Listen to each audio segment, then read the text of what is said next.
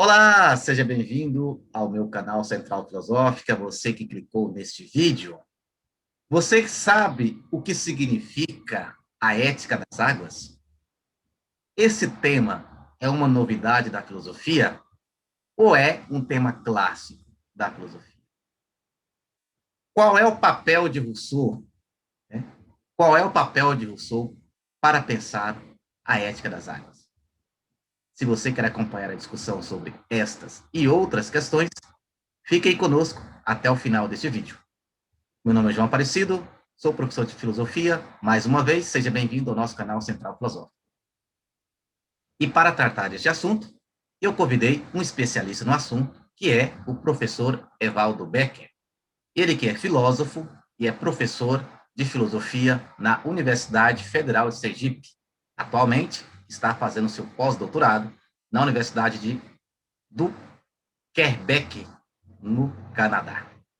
Professor Evaldo Becker, seja bem-vindo ao meu canal Central Filosófica.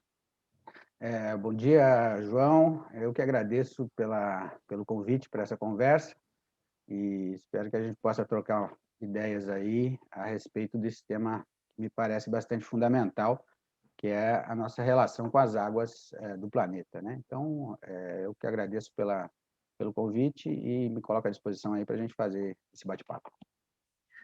Obrigado, professor. Mas antes de irmos para a nossa discussão, você que clicou no vídeo, já deixa o like nesse vídeo, antes que você se esqueça. Comentários, perguntas, inquietações, pois as suas perguntas, seu comentário poderão gerar uma nova discussão. Se você ainda não é inscrito, se inscreva nesse canal, pois dessa forma você será notificado de todas as novidades que semanalmente são postadas aqui neste canal. Professor Evaldo, vamos lá. Vamos então começar falando aí pelo seu projeto, né? Ou seja, o que o senhor está desenvolvendo aí no Canadá e por que o senhor escolheu o Canadá para fazer aí o seu pós-doutorado?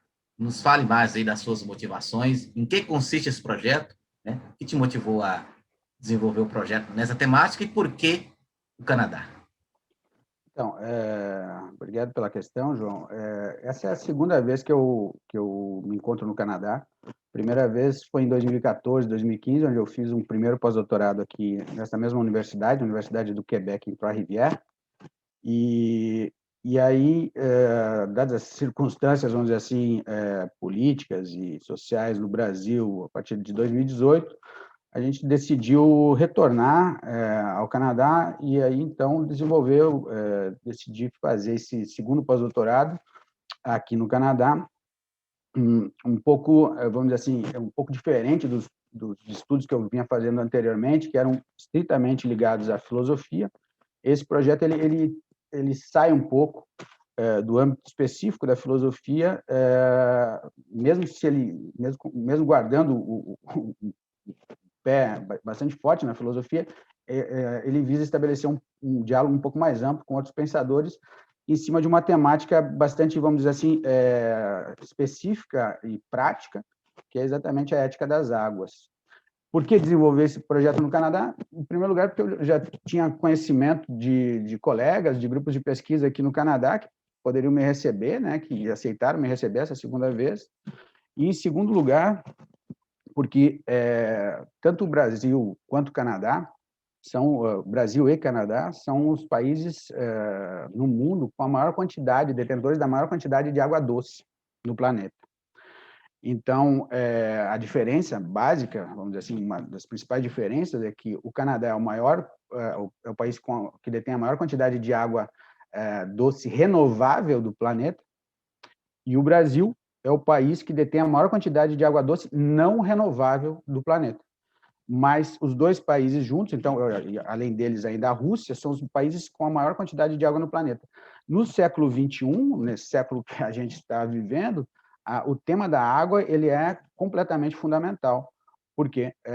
Porque, segundo dados da ONU, da Unesco, por exemplo, a gente vê que, ao longo do século XXI, bilhões de pessoas ficarão sem o acesso à água de qualidade e em quantidade suficiente. Isso já tem gerado várias guerras e conflitos, então, e vai ter a tendência que gere ainda mais. Então, é um elemento básico fundamental para a sobrevivência e para a qualidade de vida humana na Terra. E esses países, Brasil e Canadá, são países fundamentais por serem justamente os detentores dessa maior quantidade de água do planeta. Então, eu pensei que a minha vinda aqui para o Canadá pudesse me abrir um pouco os horizontes acerca de como perceber a relação das sociedades ocidentais, aí, né, das sociedades contemporâneas com esse elemento vital fundamental. Então, um pouco foi isso, né? A ideia de conhecer melhor, vamos dizer assim, a partir das diferenças de compreensão e de ação em relação à água, né? O fornecimento de água para os cidadãos, o controle, o tratamento das águas. Então, isso eu pensei e continuo achando que a vinda minha para o Canadá, ela me abre um outro panorama aí de compreensão desses elementos, dessa temática. Então, basicamente, o que me motivou a vir para cá para fazer essa pesquisa foi isso, né? O fato de eu conhecer já anteriormente, já ter vivido aqui no Canadá durante um outro período de estudos, e o fato de que Brasil e Canadá são exatamente países fundamentais, centrais dentro dessa problemática, que eu diria, considero, é certo que a gente tem inúmeros problemas extremamente importantes, mas a questão da ética das águas me parece fundamental pelo simples fato de que é impossível nós sobrevivermos de forma digna sem o acesso à água. E com todos os movimentos relativos à privatização das águas doces, à destruição dos fundos marinhos, das águas dos oceanos, ela se torna um elemento central da reflexão filosófica. É isso que me parece ser fundamental, e é por isso que eu estou fazendo essa pesquisa aqui, não em outro lugar. Sim, professor, em cima do que o senhor falou, me surge aí duas questões. A primeira é para a gente até mesmo elucidar o tema aqui da nossa conversa, né? Gostaria que o senhor falasse mais o que é essa ética das águas, né?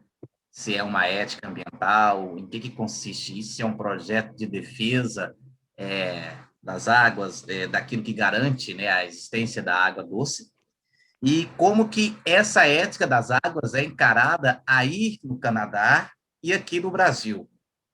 E se o problema que o Brasil vive atualmente de desmatamento aí das nossas florestas, em especial da Amazônia, se isso tem implicância direta nessa questão da ética das águas, né? Então, é uma excelente questão, João. Veja, quando a gente fala em ética ambiental ou ética aplicada, né, que é mais ou menos nesse campo que eu me situo, que eu situo as minhas pesquisas, se a gente recorre a especialistas, eles vão dizer que a ética aplicada, a ética ambiental, enquanto um campo da bioética ou da ética aplicada, ela surge enquanto campo específico do conhecimento no final do século XX, na segunda metade do século XX, enquanto campo específico estruturado de uma reflexão filosófica. Contudo, apesar de ela surgir enquanto campo específico estruturado do pensamento filosófico no final do século XX, a gente consegue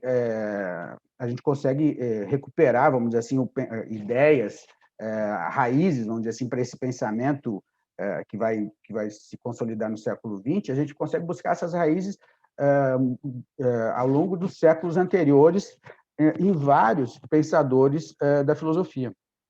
Então, apesar do campo específico se delimitar no século XX, a gente consegue. Eu veio de uma formação dos filósofos modernos, dos filósofos que a gente diria das luzes ou iluministas, Rousseau, Diderot, Grotius, autores modernos. Então, eu fui buscar essas raízes da ética das águas nesses pensadores, mas a gente poderia ir ainda mais longe, porque esses próprios pensadores do século XVII, XVIII, por exemplo, eles vão buscar elementos de reflexão nos filósofos antigos, seja Aristóteles ou Plutarco, por exemplo, ou outros filósofos da tradição romana, como os juristas, como o Piano. Então, as raízes desse pensamento sobre a ética das águas, elas estão encravadas, vamos dizer assim, ao longo de toda a história da filosofia. Por uma questão, vamos dizer assim, metodológica, o que eu me concentrei foi em buscar, primeiramente, ou mais especificamente, essas raízes modernas. Então, o que a gente verifica? Ao longo da história, as sociedades humanas elas têm uma relação bastante diversa com a temática das águas, ou da natureza em geral, né? No século XVII, para a gente compreender um pouco essa questão da temática das águas ou da ética das águas na história da filosofia, a gente precisaria fazer pelo menos questões metodológicas, tornar um pouco mais clara, fazer uma grande divisão, que é, de um lado, o debate e as investigações, os escritos, que têm como fundamento a partilha ou a utilização comum das águas dos oceanos. Esse é um dos grandes focos da discussão, sobretudo no século XVII, com autores como Hugo Grotius ou como o português Serafim de Freitas, por exemplo. No século XVII, a grande temática de discussão era a privatização das águas dos oceanos, as tentativas de privatizar a água dos mares e impedir o comércio, ou impedir, através do estabelecimento de monopólios, né, impedir a pesca e mesmo a navegação. Então, essa era uma temática. Alguns países, como, por exemplo, Portugal e Espanha, e Inglaterra, por exemplo, agiam ao longo do século XVII na tentativa de privatização das águas dos mares, visando impedir o comércio e mesmo a navegação nessas águas. Então, um dos autores fundamentais foi o filósofo jurista holandês Hugo Grotius, que escreveu um livro chamado Mare Liberum, A Liberdade dos Mares. Então, se travou ao longo de todo esse século chamou de Batalha dos Livros, né? Então, vários livros, o Grotius defendendo essa liberdade da água dos mares e considerando a água dos mares como algo comum, que deveria ser partilhado por todos, e autores como Serafim de Freitas, o John Selden, que escreveu, por exemplo, o livro Mare Clausum, Mar Fechado, que desenvolvia a ideia segundo a qual esses elementos poderiam ser privatizados. Então, essa discussão sobre a privatização ou sobre o uso comum das águas dos oceanos já se deu ao longo de todo o século XVII. E foram ali que foram estabelecidas grandes balizas que são utilizadas mesmo hoje, contemporaneamente, para compreender o mar aberto, por exemplo, enquanto um elemento comum dentro da teoria do direito público internacional e dentro da ética, ou seja, como que os vários países, os vários povos que estão distribuídos ao longo do planeta, eles podem fazer um uso comum deste elemento, ou se seria viável, então, a privatização, o uso privado deste elemento por um ou dois países. Então, essa foi a grande discussão que se estabeleceu a partir do século XVII, e ela vai se consolidando. A tese do Grotius, vamos dizer assim, dos oceanos enquanto um patrimônio comum, ela vai se estabelecendo, se consolidando, e mesmo hoje, nas convenções contemporâneas sobre direito marítimo, por exemplo, a ideia de um patrimônio comum dos oceanos enquanto patrimônio comum da humanidade, ela meio que se estabilizou. Então, esse é um dos focos, vamos dizer assim, e o outro foco, que as preocupações começam a ficar mais enfáticas a partir do século XVIII e XIX, e que se torna uma das temáticas mais importantes da ética ambiental no século XX e XXI, é exatamente o uso das águas doces. Aí a gente tem uma outra gama de pensadores que vão examinar essa questão, e hoje a gente vê, por exemplo, que no século XXI, boa parte da água doce do planeta, ela está nas mãos de uma meia dúzia de grandes conglomerados internacionais que dominam essa água. Então, assim, a gente teve na Aurora, vamos dizer assim, no século XXI, alguns exemplos muito tristes e sobretudo, que impactam a América Latina. Foi na Bolívia, por exemplo, a primeira guerra da água no século XXI, onde se tentou privatizar toda a água do país, da Bolívia, inclusive a água da chuva. Então, proibindo a coleta das águas da chuva pelo povo boliviano. Veja, duas empresas internacionais, em acordos escusos com o governo, na época da Bolívia, privatizaram a água, aumentaram enormemente o valor da água e começaram a querer cobrar taxas, inclusive da água da chuva que caía sobre o território. Então, esse elemento, essa compreensão que a gente parece surreal mesmo, né? Se a gente verifica como ela se deu em pleno século XXI, a gente pode ficar, vamos dizer assim, surpreso e estarrecido, mas, recorrendo à história da filosofia, a gente vê que é um processo que vem de longe. Ele vem, sobretudo, a partir do século XVIII, começa a se delinear, e no século XIX ele vai se desenvolver de uma forma bastante rápida, esse processo de privatização das águas. Então, a transformação em algo que sempre foi considerado como uma coisa de uso comum, devia ser partilhada eticamente, que poderia ser um fator de benefício para a sociedade, ela vai se tornando um elemento, a água vai se tornando um elemento privatizável, ou passível de ser privatizado, e ela passa a gerar maiores conflitos e maiores guerras, além de uma destruição maior do ambiente a partir da forma equivocada como as sociedades se relacionam com esse elemento vital.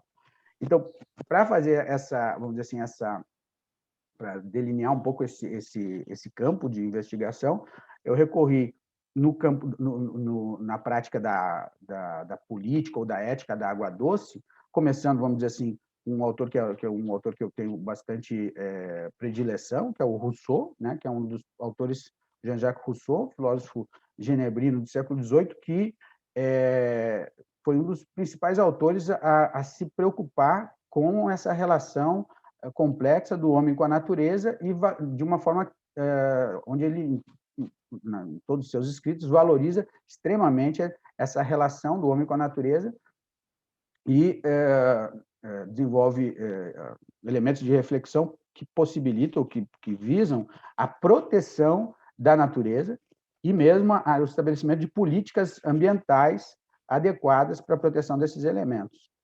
Então, o Rousseau ele vai gerar uma série de, vamos dizer assim, de adeptos e ao longo do tempo essa ideia de uma proteção da natureza, sobretudo no momento em que o século XIX e XX, onde o impacto da ação humana sobre a natureza ela passa a ser muito mais o impacto passa a ser muito mais danoso, mais importante.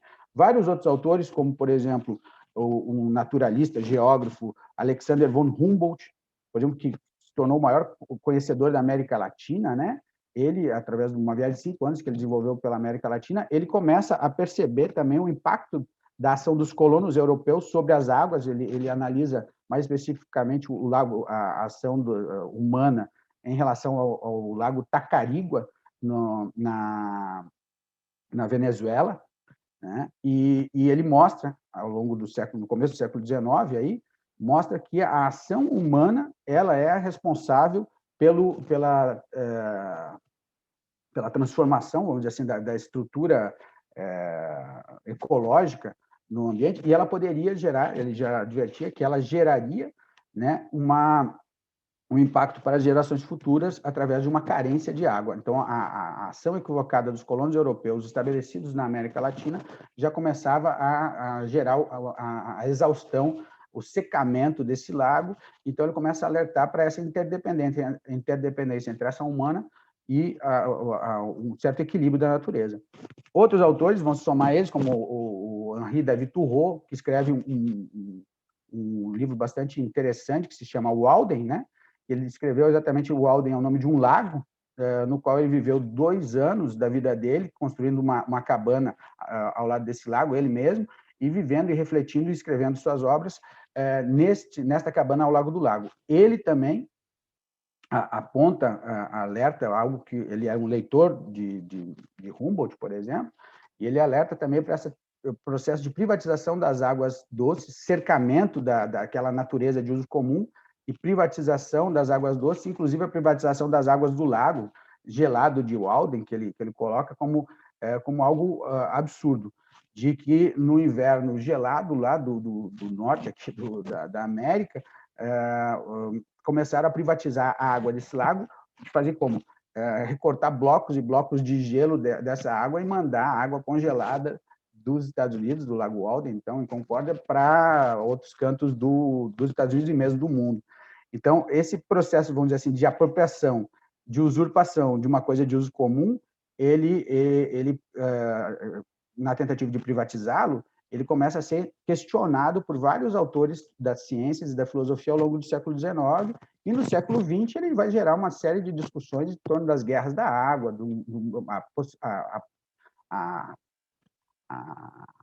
a proposição de um novo pacto das águas, ou seja, de uma mudança na relação dos seres humanos que o homem estabelece com as águas do planeta. Então, a ética das águas passa a ser um elemento importante da reflexão filosófica a partir, vamos dizer assim, do século XVII, XVIII, XIX, e no XX ela se torna um problema realmente maior da nossa reflexão. Então, são alguns autores que eu tenho examinado nesse sentido para tentar compreender um pouco melhor essa situação, essa relação. Por que isso é importante? E por que eu digo que é um dos elementos mais importantes, talvez, da reflexão ética contemporânea? Porque se a gente analisa os relatórios da ONU, da Unesco e tudo mais, a gente vê que boa parte, uma grande parte das doenças e das mortes no planeta, ela se dá pela ausência de água ou pelo uso de águas contaminadas. Então, você resolvendo de uma forma adequada, ou você melhorando, estou querendo resolver porque, mas assim, você melhorando essa relação do homem da humanidade com as águas, só com isso, fornecendo a quantidade de água necessária e de qualidade para a população de cada um dos nossos estados, vamos dizer assim, só isso já evitaria milhões de mortes e melhoraria a vida de bilhões de pessoas ao longo do século XXI. Então, é um problema, se não for o maior problema, é um dos grandes problemas da humanidade a serem resolvidos no século XVIII, no século XXI, que nasce lá, vamos dizer assim, essa reflexão opuscular do século XVII e XVIII. Sim, sim. Professor, então, ainda nessa questão, né, nessa pegada desse problema atual, né, da ética das águas, então, como é que o Canadá está encarando, como é que essa ética das águas é encarada aí? E, bom, como o senhor é brasileiro, conhece as realidades, né? Aí, então, certamente, o problema da água deve ganhar um trato diferente do que se recebe por aqui, né? Então, é uma excelente questão, que eu tenho tentado compreender um pouco ao longo dessas duas experiências que eu tive, primeiro em 2014, 2015, quando estava aqui, e agora, a partir de 2019 até agora, tentando fazer, então, esse contraponto com a situação que eu percebo aqui e a situação que eu percebi ao longo de todo o tempo das pesquisas desenvolvidas com comunidades ribeirinhas e tradicionais que habitam as margens do Rio São Francisco, por exemplo, no Brasil. Então, o que eu posso, vamos tentar expor algumas linhas, vamos dizer assim, de raciocínio. A primeira grande diferença, vamos dizer assim, da situação das águas do Canadá e do Brasil é a seguinte: como eu tinha dito no começo da nossa conversa, o Canadá é o maior detentor de água renovável do planeta. O que significa isso? São as águas, a boa parte da água que disponível no Canadá, ou sobre o território do Canadá, ela é provinda do gelo, das neves, sobretudo no norte ainda do Canadá, que é um ambiente bastante hostil, vamos dizer assim, pouco habitado. Então, a cada ano, com o derretimento, com a vinda do inverno, que dura quase 6 meses, vamos dizer assim, aqui, você tem um acúmulo de águas doce. Com a vinda da primavera, o derretimento dessas águas, você tem uma renovação dos mananciais e tudo mais. Esse é um dos pontos. Então, a água doce presente no Canadá, ela é uma água, em grande parte, renovável. A água doce, o Brasil, por outro lado, é o país com a maior quantidade de água doce não renovável do planeta. O que significa? A maior parte da nossa água, da água do Brasil, disponível no Brasil, ela está localizada em aquíferos. Então, um deles, o aquífero Guarani, que é partilhado com os outros países da América do Sul, né? Paraguai, Argentina, Uruguai. Mas o maior aquífero inteiramente nosso é o aquífero Alter do Chão, justamente aí no norte do país, né? Sobre o solo da Amazônia. Por que é importante distinguir isso? Porque nós somos o maior detentor de água doce, mas ela não é renovável. Então, não sendo renovável, uma vez extraída e mandada para fora, a população brasileira acaba ficando sem este elemento necessário.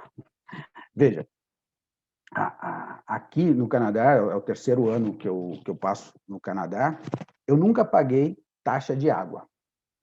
Nunca paguei taxa de água.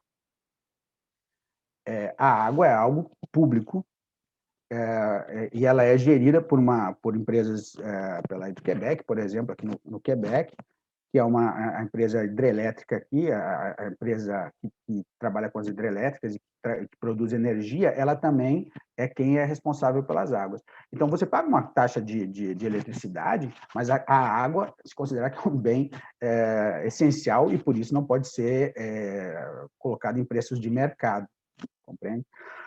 Qual é a diferença do que está acontecendo no Brasil? O Brasil, apesar de a gente ser o país com a maior quantidade de água doce não renovável do planeta, cerca de metade da nossa população não dispõe de água corrente, de água encanada em casa, e às vezes quando ela é corrente e encanada, ela ainda assim não é de qualidade, né? E nem tampouco de esgotos. Então, a grande pergunta que me fica é: a quem pertence a água que está disponível no território brasileiro? Se a gente vê que 50% praticamente da nossa população não tem acesso a uma água de qualidade em quantidade suficiente, a gente começa a ver um problema, já que a gente, em tese, nós vivemos uma democracia, e numa democracia quem tem o poder de decisão e as políticas devem ser feitas para o povo e pelo povo, a gente vê que a gente não consegue resolver uma questão básica, que é fornecer água de qualidade para a nossa população, sendo que nós somos o país com a maior quantidade de água do planeta. Então, aí é um problema estritamente ético e político. Então, esses são dois elementos já gritantes, né? Da diferença, diferenças gritantes. Agora, o que a gente verifica também são problemas, às vezes, problemas comuns, vamos dizer assim. Apesar do Canadá ter uma preocupação maior com, vamos dizer assim, com o fornecimento de água para a população, e mesmo com políticas de proteção das águas, a gente vê que é um problema mais civilizacional, vamos dizer assim, a relação danosa da sociedade com as águas do planeta, porque os grandes rios, aqui a gente está, a boa parte do desenvolvimento do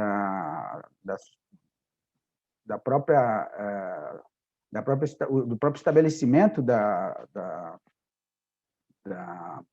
sociedade canadense, ela se deu ao longo do rio São Laurent, que é o maior rio da América do Norte aqui, né? Então basicamente toda a maior parte das grandes cidades ela está localizada nas margens deste rio.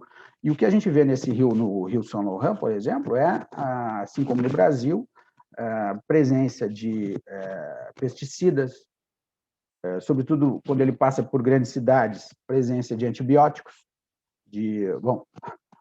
a ausência ou a falta de um tratamento melhor nas águas usadas, dos esgotos e tudo mais, isso ocorre aqui no Canadá, assim como ocorre no Brasil. Então, talvez em menor escala, mas são problemas, vamos dizer assim, comuns. Qual é a grande diferença que eu percebo, sobretudo nos últimos anos? O Canadá tem avançado muito,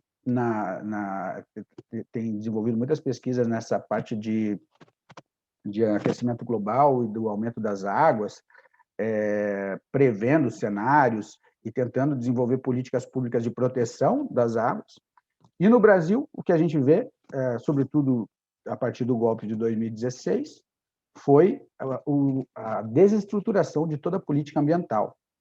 Então, é um problema que está chamando a atenção de todo mundo, a relação dos seres humanos, das comunidades com as águas, só que no Brasil, ao invés da gente ampliar essa preocupação e melhorar a forma de gerir essa relação dos seres humanos, do nosso povo com as águas, a gente tem prejudicado imensamente essa relação. Como?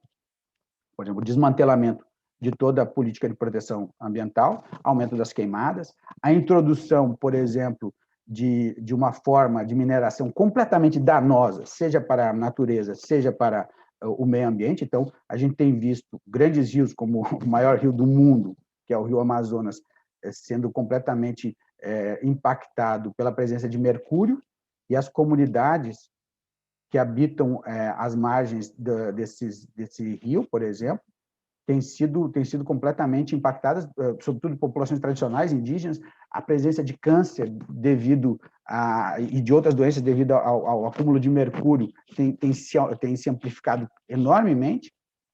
Uma das últimas medidas danosas do ministro da Saúde brasileiro, do ministro do Meio Ambiente brasileiro, foi a liberação da pesca de arrasto. Por exemplo, a pesca de arrasto, a pesca industrial, é uma das maiores responsáveis pela destruição da vida marinha do planeta, seja da flora, seja da fauna, por exemplo. E essa pesca de arrasto, que a gente tem muita preocupação com as águas, por exemplo, e com a manutenção da floresta amazônica, por exemplo, que alguns dizem que é o pulmão do mundo, mas, na verdade, o pulmão do mundo mesmo são os oceanos, né, através das algas e tudo mais. Então, a gente tem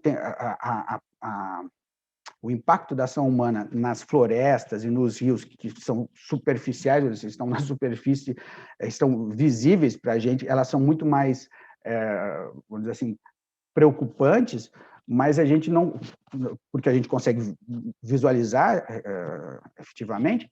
Agora, o que está acontecendo em alto mar, por exemplo, é menos visível, porque a gente não vai para alto mar. E o que está acontecendo nos mares, atualmente, é uma devastação jamais vista. Tipo, a redução em níveis preocupantes de toda a fauna e a flora marinha. E esse tipo de pesca industrial predatória, são as pescas de arrasto, tudo mais, eles acabam com corais, acabam com toda a vida costeira e tudo mais, e isso foi liberado, por exemplo, nos últimos meses no Brasil. Então, enquanto o planeta, vamos dizer assim, boa parte dos países já se antenaram para o perigo desse desequilíbrio ambiental e tem mudado suas políticas de proteção das águas, nós, no Brasil, estamos indo num caminho completamente contrário. A gente está desestruturando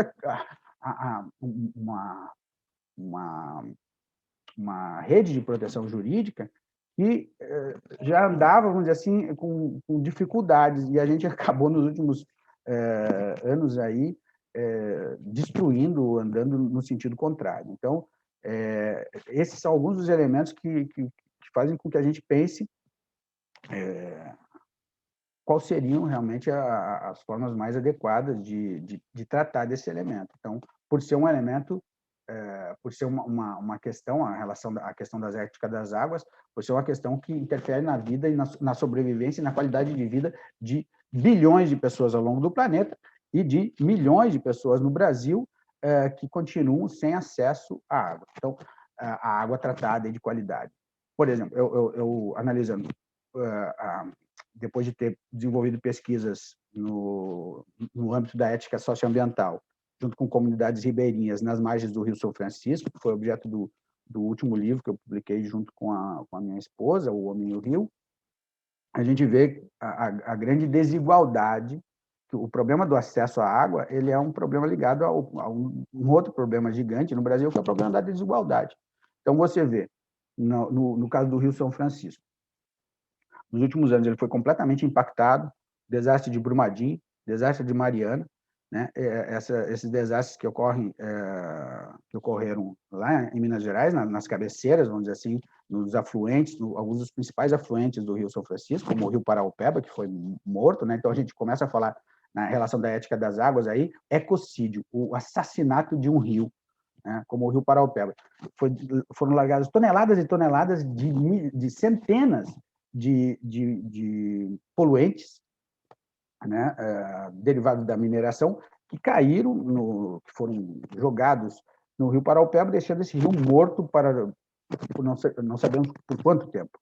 Veja, o Rio São Francisco é um dos maiores rios do país, do Brasil. Tem 2.700 quilômetros, nascendo na Serra da Canastra e chegando no mar, justamente no meu estado, lá, no estado onde eu moro atualmente, no Brasil, que é o estado de Sergipe, e na divisa com Alagoas. Então, as comunidades ribeirinhas, mesmo morando às margens do Rio São Francisco, por exemplo, muitas delas não dispõem de água encanada até hoje. Sendo que essa água encanada, vinda do São Francisco, por exemplo, ela viaja quase 200 quilômetros para abastecer toda a capital. 70% da capital Aracaju ela é abastecida com água do Rio São Francisco. Mas as comunidades que moram na beira do Rio São Francisco não dispõem de água tratada e de qualidade. Então, esse é um problema, não é um problema de logística, é um problema de vontade política de fornecer esse elemento fundamental para a sobrevivência e para a qualidade de vida humana para as populações que mais necessitam dele. Então, o que a gente vê no Brasil é exatamente a questão da desigualdade no acesso à água é um dos problemas éticos fundamentais em relação a esse tema, né? É exatamente isso que eu estava pensando, professor. Essa questão da ética, ela virou desculpa, essa questão da água, né, ela virou um problema não só ético, mas também político. Isso nos leva a repensarmos ou pensar com mais afinco o papel do Estado ou o tipo de Estado que nós queremos e que se querem construir, né? Um Estado mais desenvolvimentista que pensa em garantir o bem-estar social, um Estado mínimo. Me parece que esse Estado mínimo que ele abre mais brechas para as privatizações, inclusive nesse campo, inclusive privatização desse elemento que é tão vital que é a água. Talvez seja eu acho que o trabalho em defesa da água, da preservação da água, eu creio que ele deveria passar por essa conscientização do modelo de Estado que vai garantir mais ou menos, né, esse cuidado com a água. De fato, você tem toda a razão. A questão a questão do Estado, do tamanho do Estado, né, é uma coisa importante, porque a gente vê um ataque constante ao Estado, ao servidor público, ao trabalho público, mas a questão é, o Estado brasileiro, ele é grande demais ou para dar espaço para uma redução visando um Estado mínimo, ou ele já é mínimo? A minha compreensão, e é uma compreensão pautada, por exemplo, em estatística, se você verifica, por exemplo, a quantidade de funcionários públicos, o Estado, a quantidade de funcionários públicos no Brasil, ela é muito menor, proporcionalmente, ela não chega a 4%, enquanto, por exemplo, nos Estados Unidos a gente chega a 19%, no Canadá a gente chega a 24%, o tamanho do Estado. O curioso, então, o curioso Estado, ele já é... Desculpa a interrupção, o senhor falando dos Estados Unidos. O curioso é que os Estados Unidos, né? Exatamente. Que se toma, né, como Estado mínimo. Então, o debate no Brasil ele fica enviesado porque o nosso Estado ele já é mínimo. Ele já é mínimo há muito tempo, mas ele já é mínimo para uma grande parcela da população. Para uma pequena parcela da população, ele é o Estado máximo. Ele é o Estado que dá todos os benefícios. Entende? Então, o nosso Estado, o tamanho do nosso Estado brasileiro, o papel do Estado brasileiro, ele já é mínimo para a grande maioria da população há muitos anos. Há muitos anos. Então, a gente tem que ter um Estado do tamanho adequado ao tamanho do nosso país. E nós somos um país com 215 milhões de habitantes, um dos países com mais habitantes na face da Terra. Então, veja, enquanto a gente continuar maquiando esse debate, a gente vai ter a gente vai gerar políticas que são incapazes de solucionar os nossos problemas. A questão nós precisamos de uma máquina pública que dê uma proteção do ambiente necessária e que atenda às demandas da nossa população.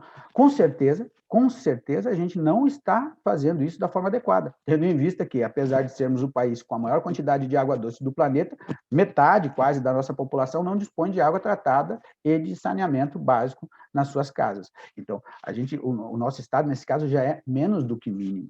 É preciso que a gente aumente a ação do Estado, sobretudo para as pessoas que mais dependem dele, das pessoas que mais necessitam dele.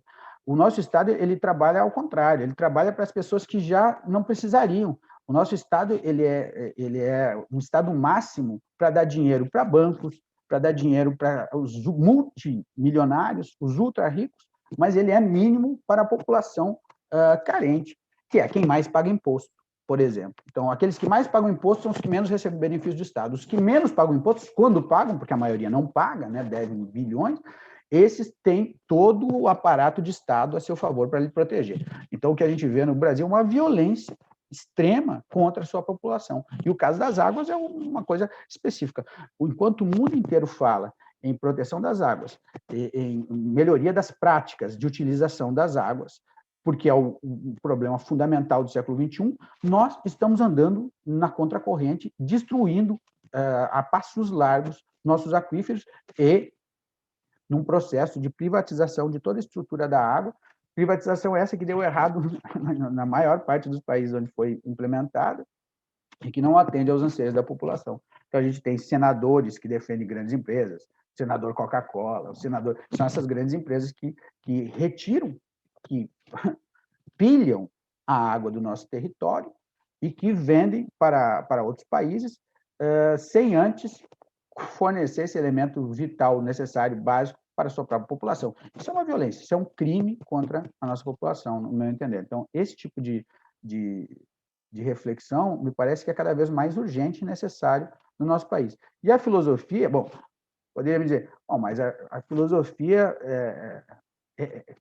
você me perguntou, inclusive, anteriormente, esse é um tema clássico na filosofia ou é uma novidade?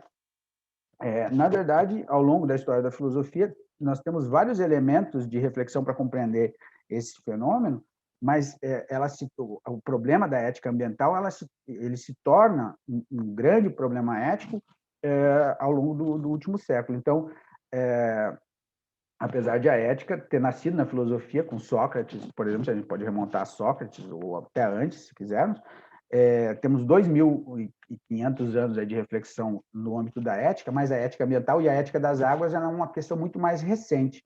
Mas não é porque ela é recente que ela é menos importante, muito pelo contrário, ela se torna importante justamente em função da necessidade iminente de pensar esse elemento. Então, eu acredito que esse retorno às origens, ao pensamento de autores, como desde os antigos, como Plutarco, passando pelos modernos, como o Grotius, o Rousseau, o Thoreau, o Humboldt, chegando em autores contemporâneos, como a Vandana Shiva, por exemplo, que escreve um excelente livro, A Guerra da Água, ou uma especialista canadense que se chama Maud Barrow, que foi, vamos dizer assim, uma das maiores especialistas da ONU, da Unesco, no que concerne a questão das águas. Ela escreve vários livros que foram traduzidos para o português, por exemplo, em direção a um Pacto das Águas, Ouro Azul. Então, são